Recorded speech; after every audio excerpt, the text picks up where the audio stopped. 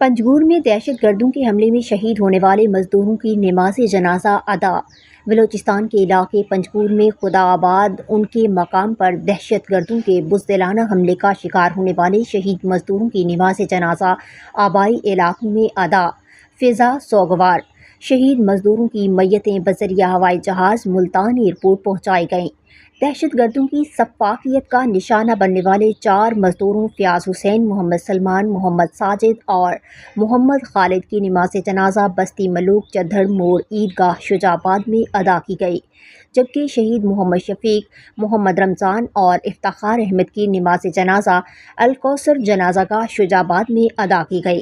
نماز جنازہ میں پولیس، ضلعی انتظامیہ، سیاسی و سماجی شخصیات اور اہل علاقہ کی بڑی تعداد شریک۔